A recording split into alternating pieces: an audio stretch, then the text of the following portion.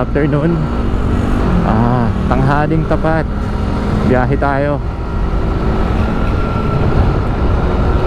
Pinili natin trabaho sa kalsada. So yun guys, sana naman may sumuporta sa akin. May mag-subscribe naman sana. Yung totoong suporta. Dito po tayo sa Los Baños, San Antonio, Los Baños. Dito po tayo ngayon sa Calamba.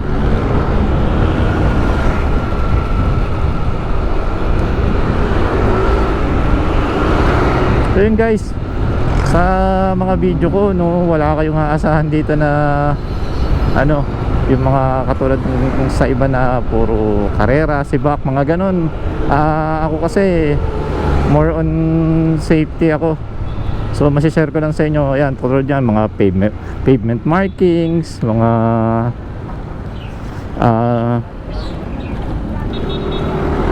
traffic sign, yan, mga ganyan. Para kahit paano may mayambag naman sa sa riding community. Tsaka yun, kahit paano makatulong din naman sa ibang tao na kapul yan, update din sa mga kalsada. Kaya pinili ko na rin yung ganito, yung mag vlog. Para sa akin yung nagsasalita ng ganito, medyo okay din naman. Ba't to?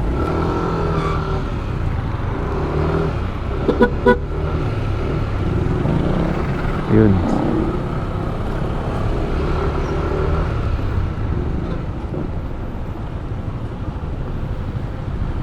Ano tayo? Singit talaga, sorry.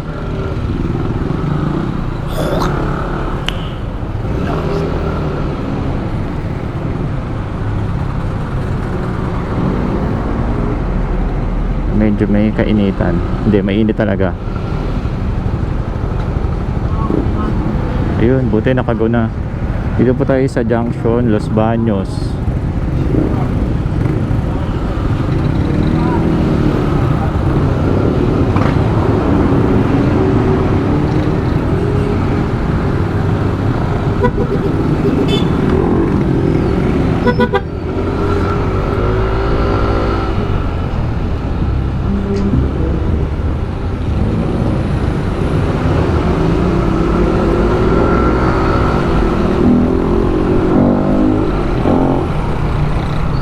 Dito sa tagal ko na rin naman, para sa akin 4 years na pagmamaneho araw-araw, pating ko matagal na yon.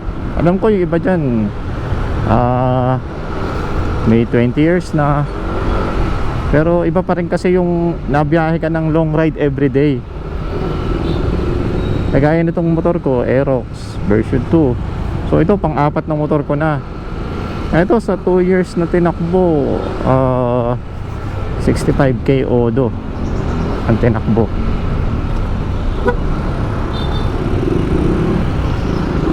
So yun, medyo umidad na agad yung motor. Pero ito walang problema to. Napaka-solid dito. Yung mga sinasabi na iba na error 12 or kahit anong error o T-Rec, never pang tumirik to.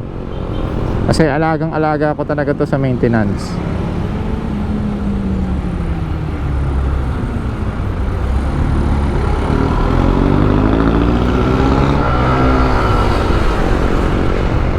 Weekly achieve ko na yung 1.2 to 1.5 na odo. So yun, lagi ako nagpapa-change oil weekly.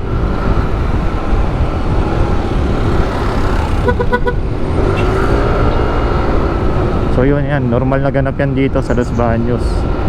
Laging traffic. One pair of pants later. Yan guys, good afternoon ulit. Tayo sa Halang, Calamba.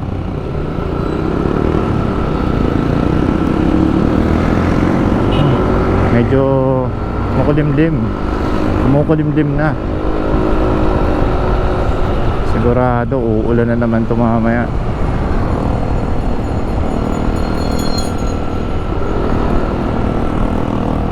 Tayo sa stoplight.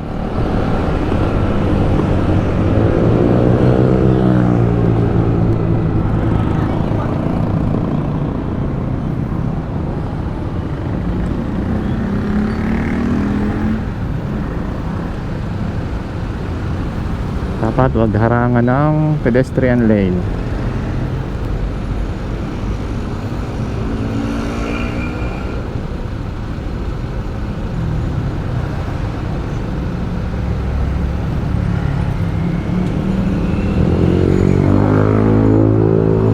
Yan guys, alam nyo ba kung anong tawag dyan sa linyang yan? Yan, to. Tawag dyan separation lane.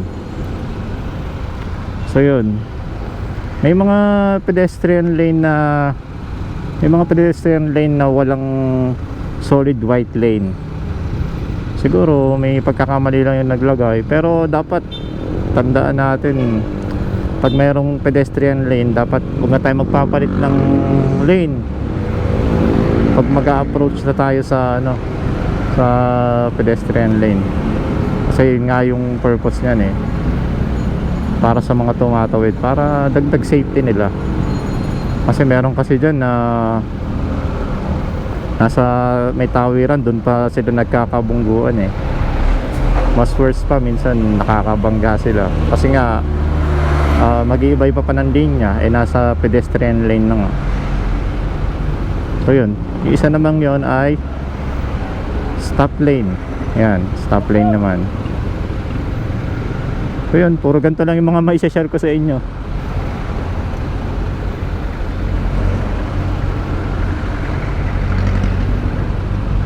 Ito nga lang sa halang, medyo matagal mag-go. Pero hindi naman siguro gaya dati. Kung napanood nyo yung dati nag-viral na video, na picture pala, na halos natutulog yung tricycle driver doon sa tricycle niya kasi nakita niya 300 seconds yung nasa stoplight. Yun, nahirapan siya. Ang daming natawa doon Diba, pwede ka pa daw mamalengke, pwede ka pa matulog, pwede ka pa maligo.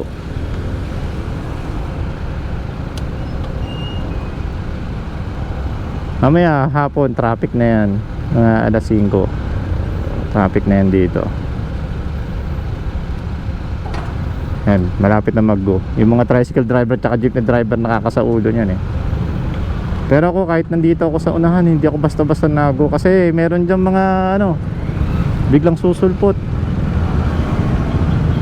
May nagbibiting the red light. Meron dyan. Madalas doon nagkakaroon ng aksidente.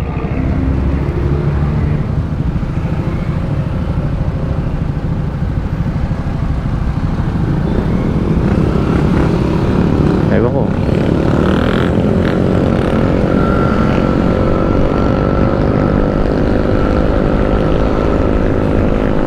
Ito, diretso nito SM Calamba, City Mall Halang.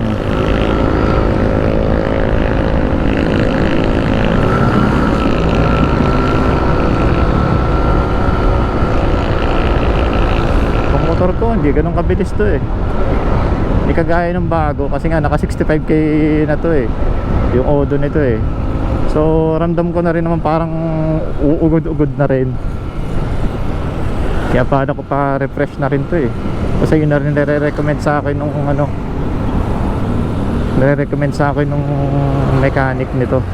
Kasi may trusted mechanic talaga ako dito, dalawa, yung si Sir Louie tsaka si si Asti. Yan.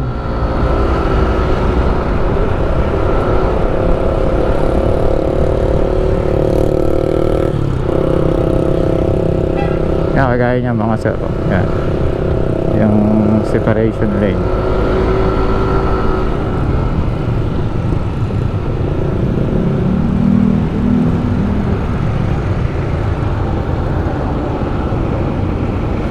Pagdadrive ko dito, pagdadrive ko 4 na taon, na-aksidente na rin naman ako mga 3 o 4 na beses. Puro lang yun, puro sarili lang yun.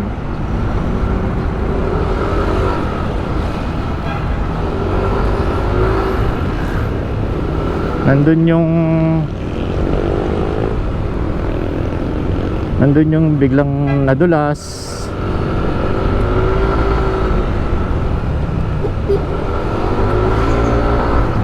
Meron yung pinakaunang aksidente ko dahil dun sa pinakauna kong motor eh. Rusi yun, Rusi Flare.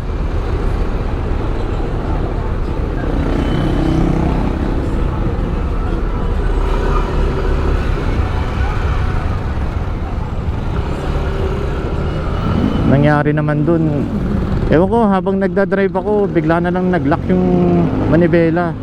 O di ba nakakatakot yung biglang maglalak yung manibela habang nagdadrive ka.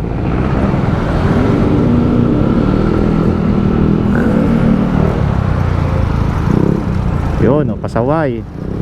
O mo, kung yung inabot ng tricycle, yari siya. Ganun lang ka ano yun, para lang sa ilang segundong iabante mo, magbubuwis buhay ka. Konting-konti lang yun. Kaya ako chill lang eh, 40 seconds, saglit lang yan. Minsan nakakapag-isip pa ako, titingin-tingin ako sa motor ko, baka may mali. Ganun lang. Mamaya naman, go na ulit yan eh. Kaysa mo magbubuwis buhay ka.